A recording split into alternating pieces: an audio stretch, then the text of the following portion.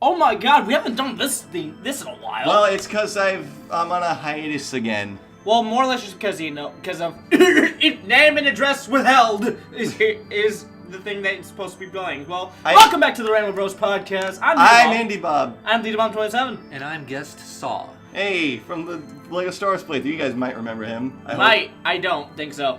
Anyway, I love you guys so much. Should you know that? All right, so he's actually our very first guest on the podcast here, which is on the podcast that not only have we not done in a bit for obvious reasons, but also the one that we for some reason always keep coming back to Star Wars for. By the way, topic is we've all seen by this time Star Wars Episode VIII, The Last Jedi, and we're gonna talk about that in a bit. However, let's get to know our guests, I guess, for a bit. We'll start with Saw. Saw, how have you been? What you been up to recently? Very good. I just got off of Christmas and whatnot. I had a very good loadout this year. So. Oh yeah, you speak a little low. So yeah, with Christmas and all, it's been fine. Got off of school and whatnot. Got good grades, all that jazz. So that's freaking amazing, man. Thank you.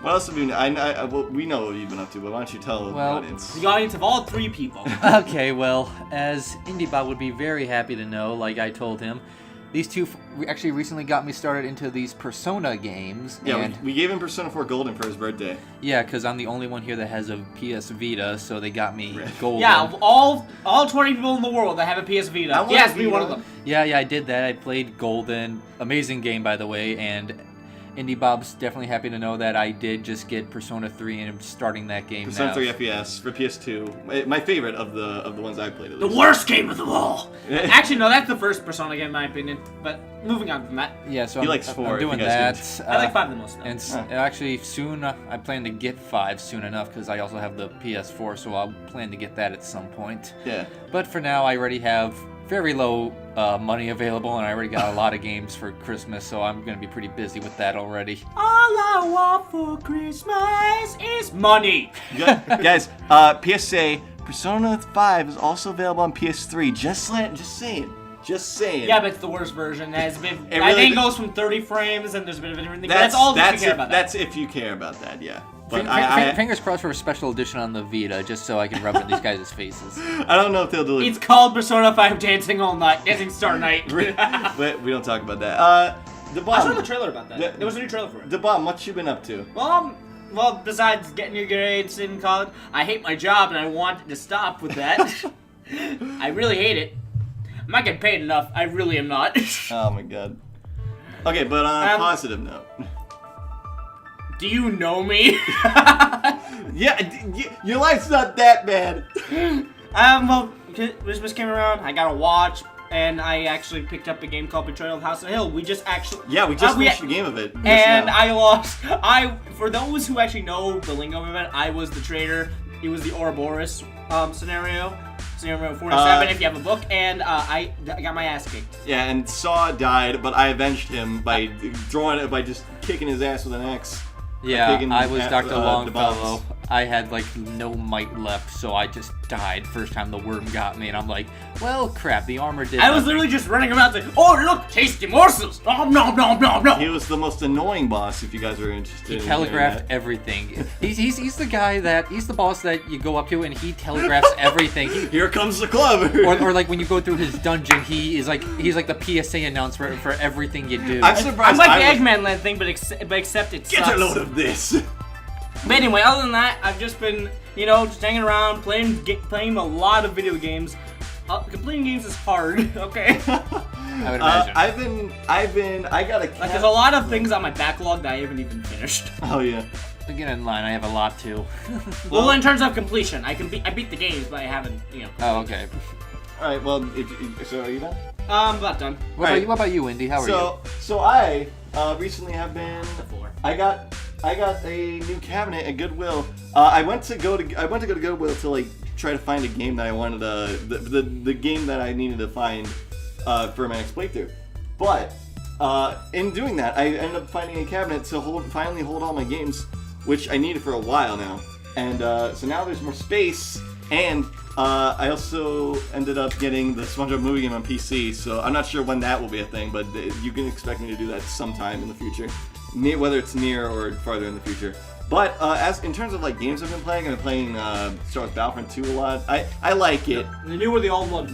Well, both, but the new one.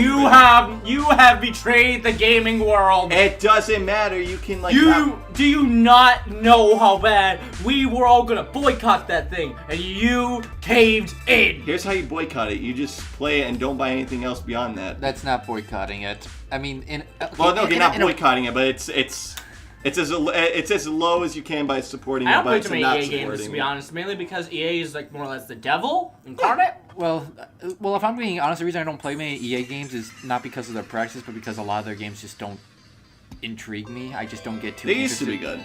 They used to be. Oh, I used to play a lot of their games when they were. Assassin's Creed, I played a lot. Yeah, when I was younger, well, a lot of their PS2, GameCube type games I played. I played a lot. I still do.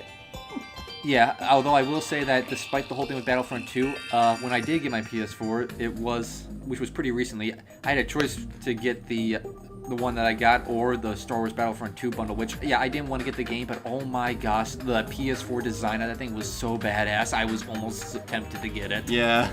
Segways! Speaking of Star Wars, well, I am finished. I've also been playing. You. Well, yeah, sorry. Anyway, but I've been playing a bunch of Battlefront 2, which I've genuinely been enjoying. It's pretty fun, and I've also been playing a bit of Fortnite as well.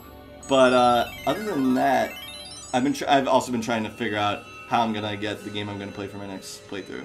But in spite of all that, we are here right now to fill in the gap of videos by talking about Star Wars Episode VIII. Oh, and by the way, expect these to pretty much fill out until the playthrough comes out. Yeah. Major spoilers ahead, by the way. Yeah, we're gonna in case it wasn't obvious enough. Yeah. So if you haven't seen the movie yet, click off now.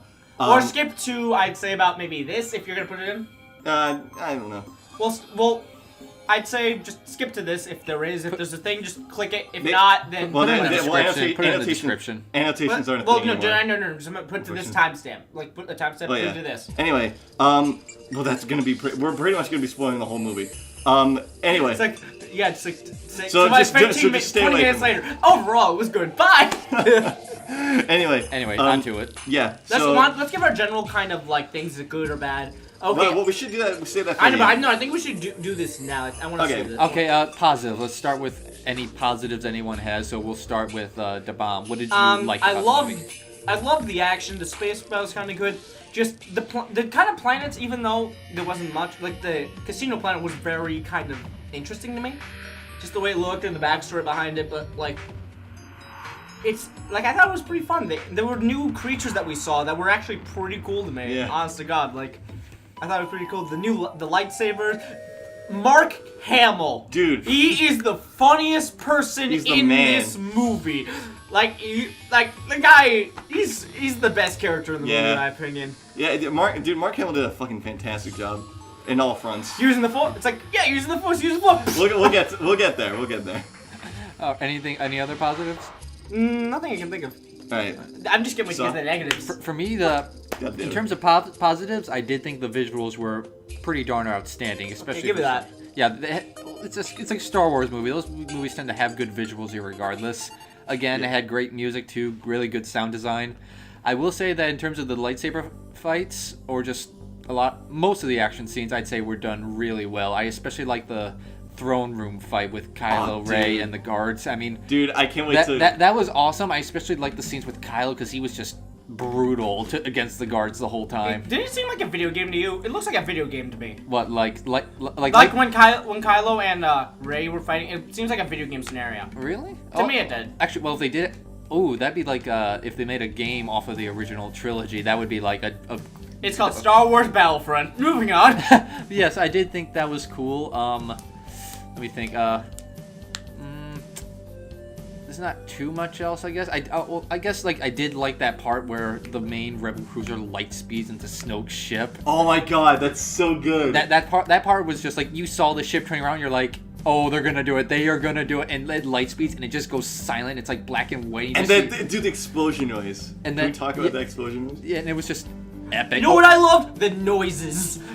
No, like, It was. Sound design is like really, it's Oh, key yeah, in I'll Star give you Wars. that. And no matter what you think or my thoughts on how it was done, I do really like the end with Luke facing off against the ATs, and they just like. We're kind of instead of summarize, we're gonna try to summarize it like. Okay, Indy from Bob, beginning to your end. positives, your main positives. Okay. You guys basically said it for me. Like a lot of the scenes you guys described were probably some of my favorites. Like the throne room scene, the light speed scene, the battle crate. Just oh man, like I think the second half of the movie starts out just every second half usually should be like the peak of the movie, and that just like Rogue One was. And it really was, at least, especially in terms of action. I know, but the first half was very strong too. I really wish, though, the first half could have been a bit stronger in my opinion, but it did give a bit more world building. It's always like that. But still, it's just like it gave it more things. But it's like, minus Mark Hamill, it seemed a bit bland to me, in my opinion. I understand what you mean by that. Okay. Well, before we go to negatives, I guess we should just get it out of the way what our overall opinion of the movie was. I mean, I still think we should have summarized the movie from beginning to end as much as we can recount. Well, I think it's more. We can try this a little bit differently. I think it'd be a bit fun. Yeah. Because I can't remember the entire movie. That's I can't either, but I'm gonna try my best. All right. So in that case, DeBomb, what would you say are your negatives, like your major negatives, then? The lightsaber action could have been a bit better in terms of the whole thing. Like with Kylo Ren, I know they're trying to build it into Episode 9 with that whole thing, but just like, what was the point? Oh, and by the way, Snape. Okay, spoiler. Snape dies. Snoke. Snape. Whatever. Snape. Severus Snape.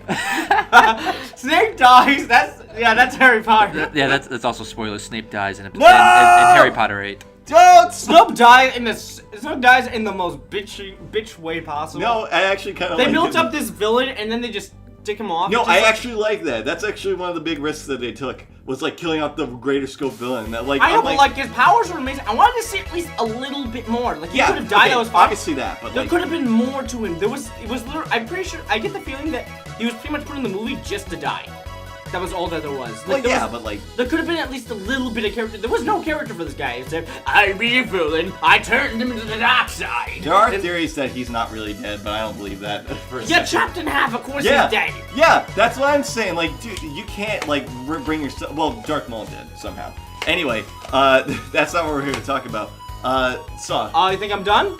Oh, okay, fine. Go ahead. Okay, keep going. The casino seemed the casino part, even though I looked cool, it seemed a little pointless to me. Like, you could have cut it out and nothing would have been lost. True. And it's like the fact that they're going for the master code breaker, but the thing is, it's like they don't end up getting him anyway. I literally thought like that code breaker was just part of it. It's like no, he just was just a guy. Me too, Del Toro, man. But it's like, come on, man, you could have at least done something. And then he just like bails once his work is done. Well, it's like I actually kind of like that part though. It's like the message he gave. yeah, it's like hey, I can tell you everything you need to know. Just let me go. It's like that's a pretty cool thing. And also that girl what was her name? Oh, dude, Rose Tico. It was Rose. I could have done without her. What the? You're done. Get out. You're done. You're done. What did you like about her, Indy? She's cool, man. She's spunky as fuck, and she's like cute. I know, but like it's like I know they'll probably flesh her out more, but I feel like she's there just to be a love interest. Well, that's not a bad thing. Well, at first I didn't see her as Finn's love interest. Me neither, honestly. I when I first saw it, my immediate reaction wasn't, oh, this isn't Finn's love interest. That's his love interest. No, I just saw it as like, okay, I just saw her as a girl that was crying at first, and then she comes over, and then at first it was gonna be like, oh, he's just gonna dupe her, and then all that, but then she just goes, oh no, you're escaping. Zap, knocks him the fuck out, and then it's yeah, she's badass, dude. Well, I liked her at first, but then I thought she had a lot of potential. But then as the film went on, I thought like, okay, I see what they're doing with her. I thought they would do something a little different, but also she is his sister. that would be something. No, that'd be like it's like really? No, you fucking idiot! You're black. I'm white. What the fuck? I'm Asian. What the hell? No, man? you can have black and white relatives. Like Asian. It's like It's possible. I know, but I'm saying it's like you have black parents. I had Asian parents. How come we don't know about Finn's parents? We got I'm assuming it's like Pokemon. They're all just dead or just ran away because they can't handle responsibility. No, because like he was given Oh, up. speaking of that, I actually did like what they talked about with Rey's parents. Instead of just having her in this high and mighty kind of thing, it's like, no, your parents are pretty much unimportant, and they fucking hate. They didn't get They just dropped that. Well, here's the thing. There's nothing to really confirm if Kylo was telling her the truth or not, because for all we know, he's lying to her. No, but she's the one who confirms it just by her crying, because she knows. She knew what happened when she looked in the mirror. Like, it was told to her. Well, we don't. Well, that's more of an implication. We don't know for certain if that really is the case. If it is, then that's what it is. But if honestly, not, I would like it if it was like that. I don't want her to be like this important person. Oh, you were like just, Luke's like. Yeah, I'm actually really glad that they didn't go the predictable route of like Rey is Luke's daughter. or like Luke's or Han's or whatever. Yeah. Well, if I'm being honest, I Obi-Wan's. really don't care who her parents are. I know exactly. I don't want to care. I never found that to be a very important. I know that's not the thing I'm saying. I don't want to care about parents. It's like I wanted to not make sure it's not one of the main characters, because that would have been too predictable, and she would have been a Mary Sue. Yeah. Okay. We'll get to that later, but. Right now, I want to talk about. There are a number of things I would like to talk about, but first thing I want to bring up is Phasma. I want to bring up Phasma. Oh god, fucking Phasma. She was marketed to all hell for this movie. She was Boba Fett, basically, of this movie. The thing is, with Boba Fett, even though like he's known, even though he doesn't do too much, Phasma was marketed to hell and back for both The Force Awakens and The Last Jedi. I don't believe she's dead. Of course, the way she better be dead. I'm gonna be so mad. She falls into a thing of fire. We don't see her. Of course, she's still alive. They're gonna bring. They basically made it so that they can bring her back if they want. So they can say, "Oh, she did die," if they decide they don't want anymore. But in a way that if they want to bring her back, they can say she survived. But she was marketed so much as like, "Oh, it's the big return of Phasma," as if anyone gave a shit. In the Force Awakens. Honestly, there was a really cool fight scene with that, though. Honestly, the fact that the fight scene and the fact that they gave her proper closure to her basically leaving the movie as essentially. That was episode 7 in a nutshell. No. In 8, okay. In 7, they basically just throw her in a trash compactor off screen. Which is never see her again. honest to God, it was. I laughed just because like you pretty much just took this really cool character and put on a bus, just like put her on a bus. And then see you later. And then the bus came back, and then she got. Hey, no, the bus came back and ran her over. And then she got smacked in the face by Finn's electro staff and was never seen again. You know what you guys just made me think of? Phasma trying to be important in this movies is like that episode of SpongeBob and Rock Bottom where SpongeBob tries to pack a bus. Yeah. But you could just like Photoshop Phasma face over SpongeBob, and over each bus it says the main plot. Next main plot leaves in 5 seconds. Oh, I'm sorry. That was the last one for today. Try to catch the next movie. Now you stop right there. Oh, poor Phasma. Until you get me a bus to relevancy in this movie, I am not leaving this spot. I also thought she was like an android at first, because like no, I kind of figured she was a person. Yeah, until like her mask was cracked and she was actually a human inside. I knew. Well, I always knew. And she also was the a fact person that since the Finn's beginning. also the fact that like Finn's one-liner just like that cheesy ass like corny ass but still somehow epic one-liner they pulled off, like when she's like, "You always wear scum," and he's like, "Rebel scum," and then she fucking falls in. That was cool, and I hope that actually is the proper closure she gets. I know that she was given more character in the books or comics. I never read those, and I don't plan to read them anytime soon. I'm pretty sure they do something good with her, but why do you need to read extended material to know about the main plot? Looks at Final Fantasy 15 in disgust.